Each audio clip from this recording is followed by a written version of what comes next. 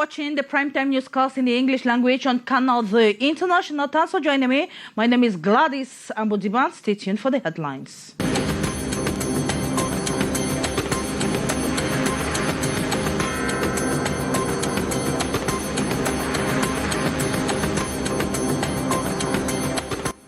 Serious setback in the banana sector in Africa is leading to a gradual loss of its position in the world market. The cost of production and transportation is geometrically increasing. This was revealed today in the nation's capital during a meeting that brought together banana producers from Cameroon, Ghana and Côte d'Ivoire to seek solutions with Cameroon and the European Union. And owners of cornfields in Côte in the non-division west region of Cameroon have 10 days to prune their maize plants for visibility purposes. The decision by the subdivisional officer for Côte is part of efforts to fight against terrorist attacks. People with disabilities in Cameroon now have their geo-located tracking platform. It is a database that will enable decision makers to better understand the needs of people with disabilities and to be able to respond to them effectively. The platform was presented in the nation's capital, Yaoundé, today. Those were our headlines. Stay tuned for developments.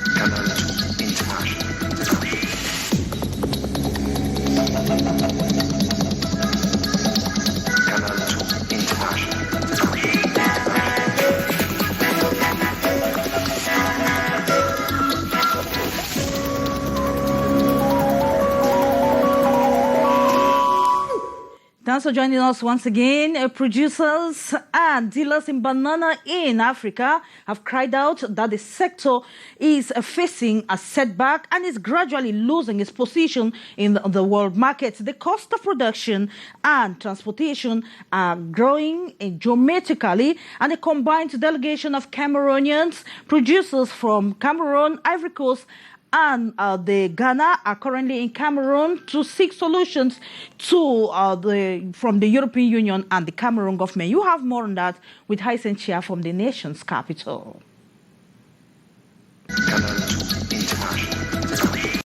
The banana sector, one of the major cash crops of some African countries, is undergoing a very serious challenging moment. We have a number of issues which are becoming very pressing. Among them, as you know, prices of our inputs have all gone up through the roof because of the war in Ukraine and also following COVID. Just when we thought that things were beginning to stabilize, we are also faced now with new regulations about living wage, which we have to deal with. Faced with these, the Afro-Banana stakeholders are out on a rescue mission with the Ivorian, the Ghanaian, and the Cameroonian governments. The objective behind their meeting with the Minister of Agriculture and Rural Development, Gabriel Mbairobe, as well as the Minister of Trade, this June 30th in Yaoundé. There are all kinds of interactions that governments have, with the European Union, and we think that in the course of these interactions, they should bring some of these concerns to them. Banana sector is a significant sector in the African continent, and we think that a lot of jobs will be at stake if something is not done. While seeking solutions, Luke Magula Atangana underlines the constraints that warrant collective efforts. The cost of production have increased at a very, very high level. I can take the example of pesticide, fertilizer, the example of the shipping cost.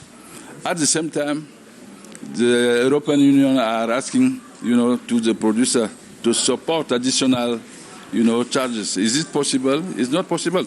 Consultations to continue this Friday, July 1st, with the European Union and other members of government in a bid to normalize the sector, both at the level of production and in the world markets. The decision by the subdivisional officer for Côte in the non-division west region of Cameroon to prune their cornfields, especially the owners of cornfield, has been received with mixed feelings. Some have misinterpreted the decision, especially as the deadline set for pruning their farms has been set to 10 days. Defaulters will have their cornfields destroyed. More in the following report. 10 days is the deadline set for owners of maize farms in Kwaptamo in the Nun Division, West region of Cameroon, to clean and prune the leaves of the plants at least 1 meter high for visibility. The decision by the subdivisional officer for Kwaptamo comes as a result of recent attacks by separatist fighters. The authority says the cornfields serve as hideouts for the attackers. We learned of the decision by the subdivisional officer. The news has been welcomed because it is for our security, even though others are unhappy with the decision. We have already started cleaning the maize farms. We have welcomed the decision.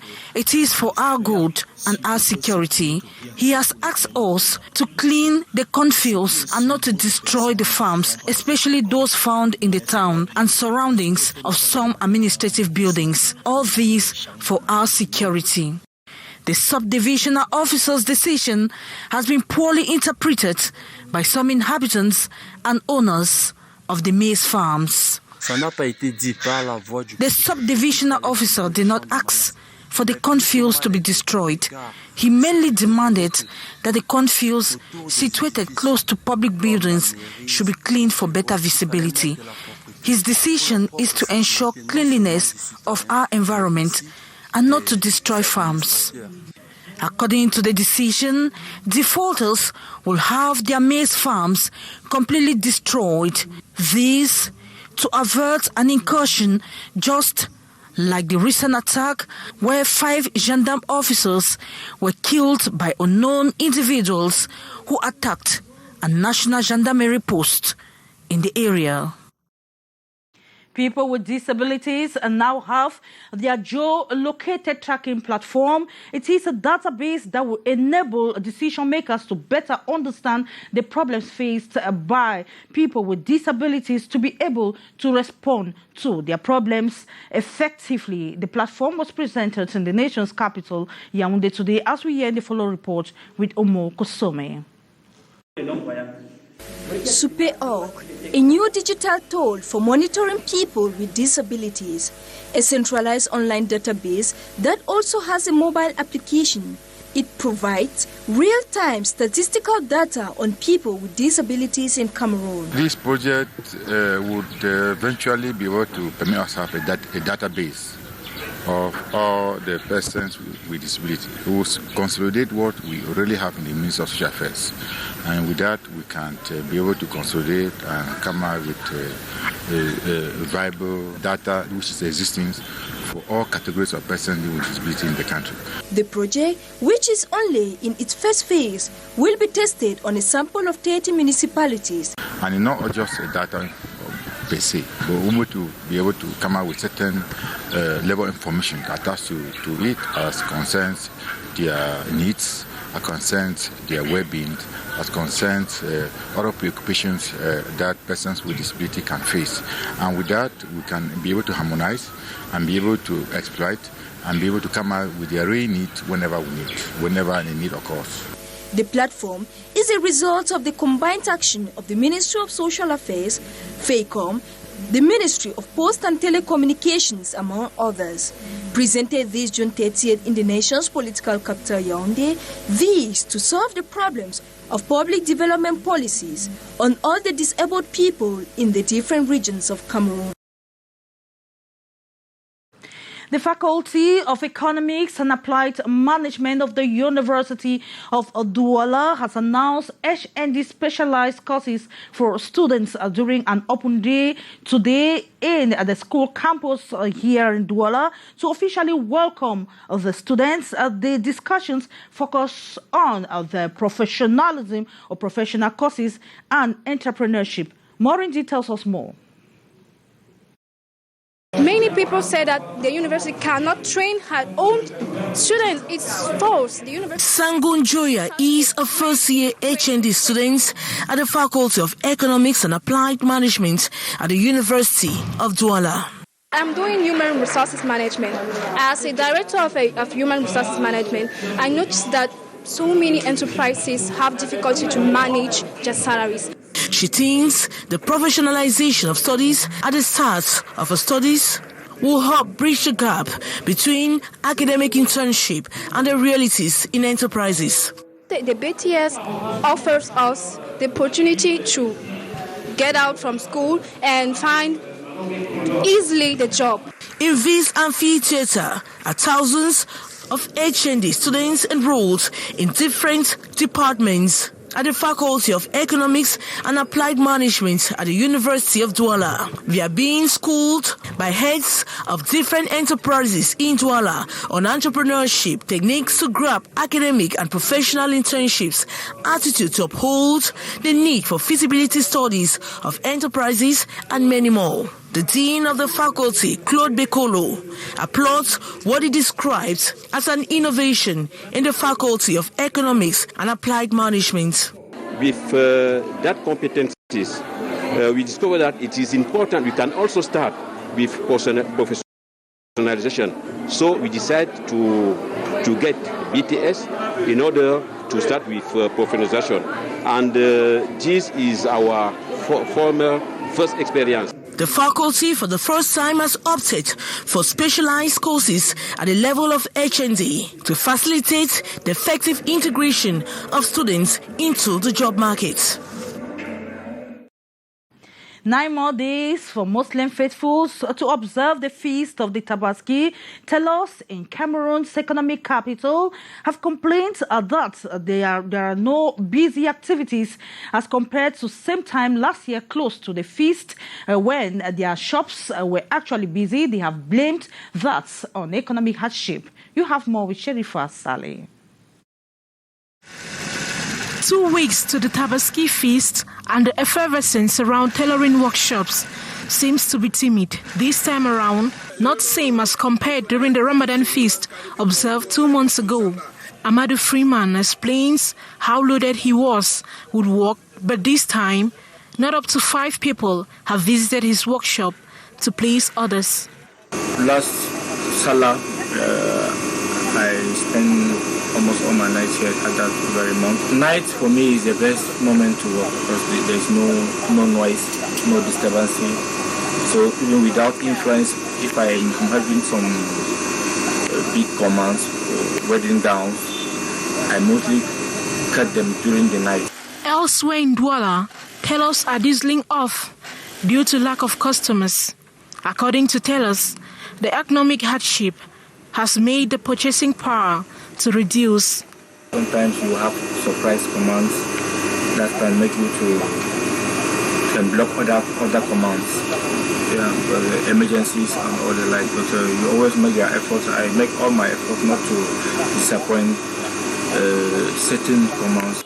They, however, believe that before the 9th of July, which comes the Tabaski feast, there will be last-minute purchase. We go back to the Yaoundé, the political capital, where some children aged 3 to 17 have chosen to learn agriculture during this holiday. The children are learning how to plant water as well as pisciculture. The initiative is aimed at helping the children to be busy during the summer holiday. Umo Kusumi was downtown and tells us more.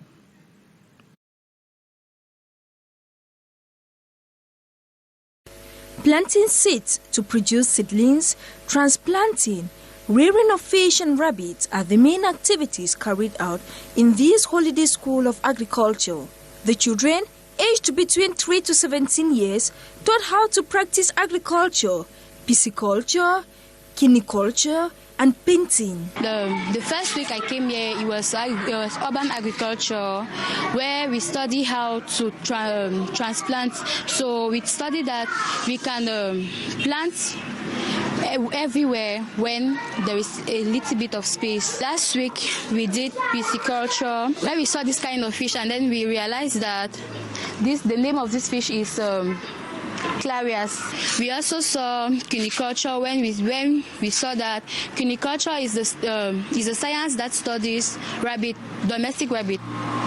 We saw that we regularly need to take care of our rabbit. Happy of what she's doing, this young Cameroonian is impacted with theoretical knowledge and physical know-how. I want to open my commerce someday. I can now take my experience I had here to open my commerce in fishing or pisciculture or cuniculture, even in urban agriculture.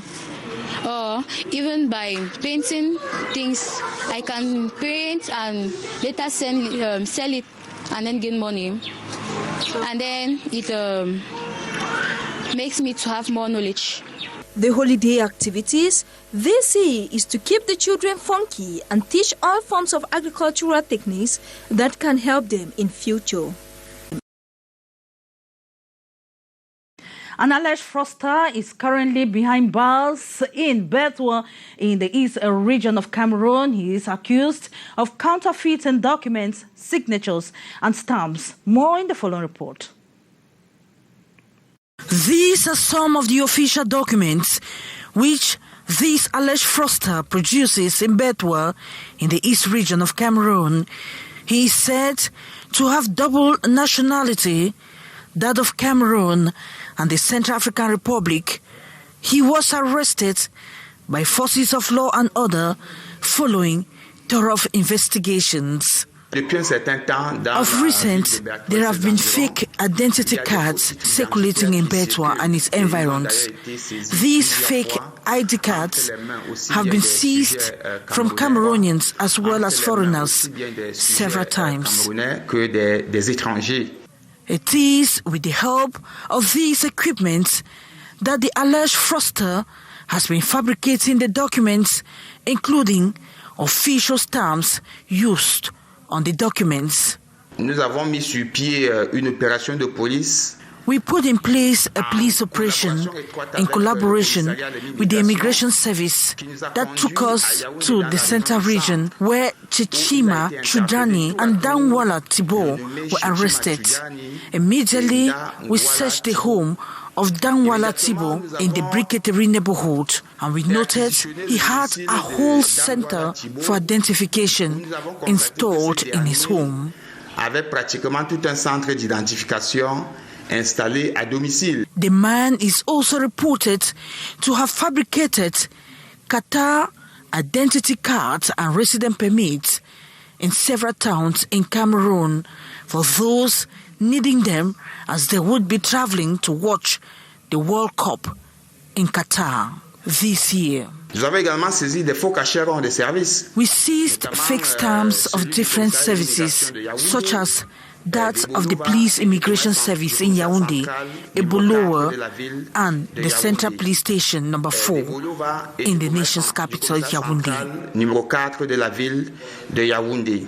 The fraudster, who is currently in custody at the Bertoua Judicial Police Station, will appear before the State Council. It is with that report that we wrap up this edition of the Primetime Newscast in the English language on Canal the International. The French edition will be yours at 7:50 p.m. with Emekate Mokori. Up next is Debrief de l'Actualité with Lee Pieju. I will be yours again same time tomorrow, God's willing. Bye-bye.